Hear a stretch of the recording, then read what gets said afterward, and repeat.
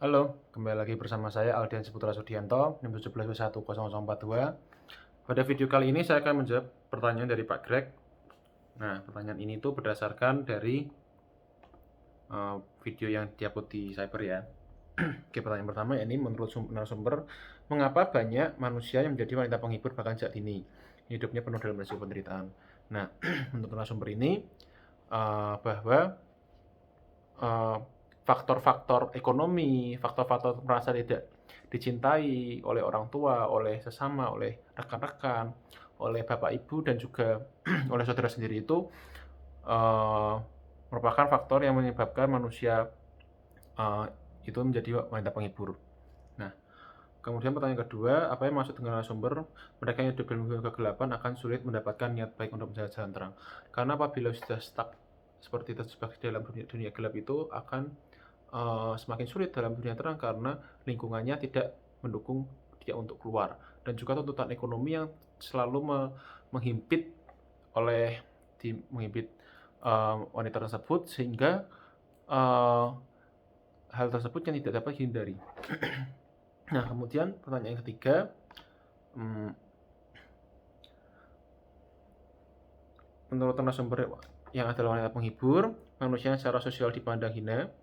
Oke, dalam kurung ini, apa yang arti penderitaan hidup? Nah, penderitaan hidup itu ketika menurut narasumber ketika dia harus membiayai dan berhutang sebanyak 100 juta rupiah pada orang-orang ketika merawat anaknya yang baru sakit karena kecelakaan pada tahun 2010. Nah, menurut narasumber itu adalah penderitaan. Dia rela menjadi wanita penghibur, wanita malam yang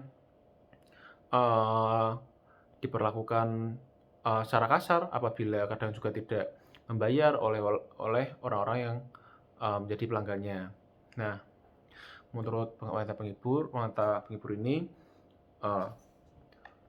hal tersebut adalah penderitaannya.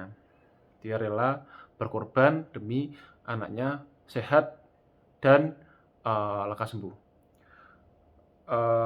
Pertanyaan keempat, menurut narasumber, apa akibat penderitaan dosa pergaulan bebas yang pernah dialami? Nah, mungkin ini narasumber yang ketiga, akibat dosa pergaulan bebas, yakni pacarnya hamil pada tahun 2000, kemudian pacarnya kemudian menggugurkan kandungannya tanpa sepengetahuan oleh narasumber. Nah, itulah letak dari penderitaan narasumber yang menurut narasumber sebagai kekecewaan karena ketika diaborsi tersebut, narasumber tidak diberitahu akan anaknya akan diaborsi karena narasumber akan bertanggung jawab dan ingin bertanggung jawab apabila anaknya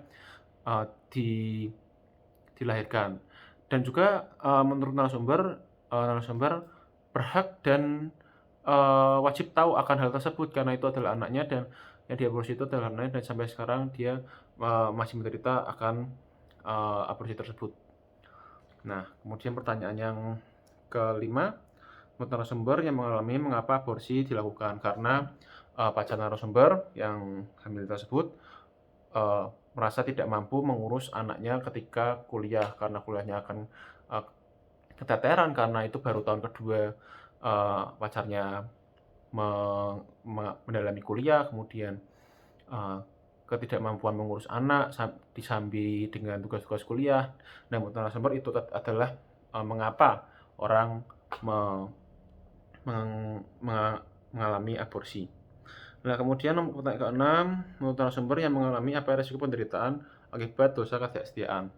Nah, akibat dosa ketidaksetiaan itu adalah menurut narasumber dosanya penderitaan akan datang tidak dipercaya oleh orang, kemudian apabila mendapatkan pasangannya tidak sulit untuk percaya dan menjadi was-was gitu.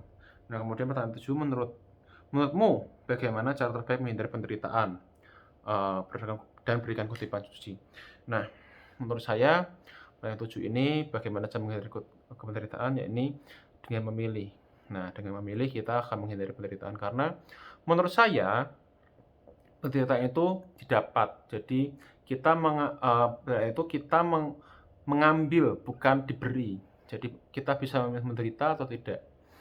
Menurut saya. Kemudian apabila kita menderita juga tidak apa-apa. Tetapi kita juga Karena menderita itu adalah pilihan yang kita bisa ambil, kita bisa tidak. Tetapi apabila kita memilih penderitaan, kita bisa melihat dari kitab suci pada kutipan dari Matius 11 ayat 28. Marilah kepadaku semua yang letih lesu dan berbeban berat, aku akan memberi kelegaan kepadamu. Pikulah kuk yang kupasang dan belajarlah kepadaku karena aku lemah lembut dan rendah hati, dan jiwamu akan mendapat ketenangan.